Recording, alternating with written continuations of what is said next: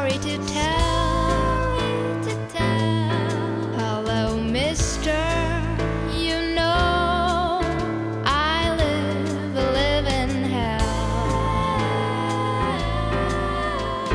Do you see my tears? Can you sense my fears? Wear my shoes and you'll know it hurts. Is this life and all it is worth? Hello, mister. Please, I have a story to tell. I dream of a time when I walk by the street.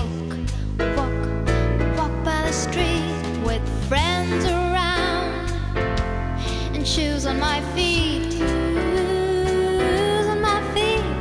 A time when my clothes are no more in shreds, safe with a roof over my head. Over my head. I dream of a life with honor and grace, joy in my heart and smile on my face.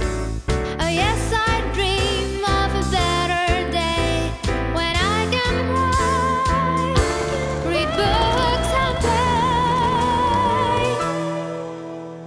I look for kind faces in the street, asking for a smile or something to eat. I scurry for things in the garbage bin, but all I find is rot therein. Hello, mister. Please, I have a story to tell. Hello, mister. You know I live in hell. Do you see my tears? Can you sense my fears? Wear my shoes and you'll know it hurts. Is this life and all it is worth?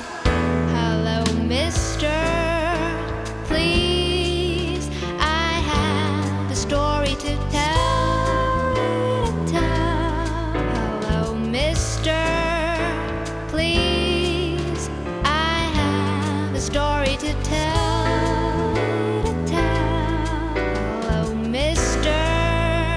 Please, I have a story to tell.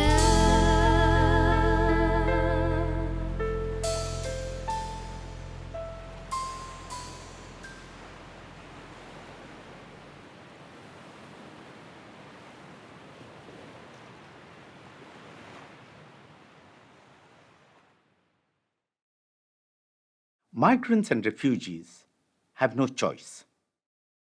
They have to go in search of livelihood, of safety, of security.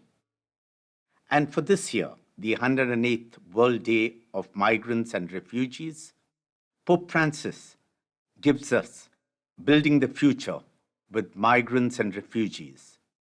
He basically has two premises: that we need to live, love, and to learn from migrants and refugees. The first condition is acceptance. How accepting are we of those who are not like us? The other, we need to realize that a lot of the world actually are migrants. They have come from other lands, other places, and nowhere can we say that we can be exclusive. We need to be inclusive. Acceptance is basic. Then comes availability.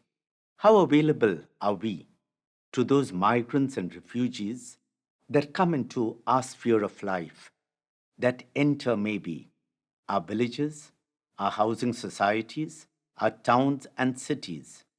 Accommodation is important.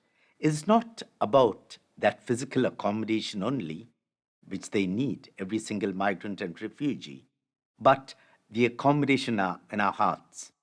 Do we have a place for them in our hearts and in our lives? That's important.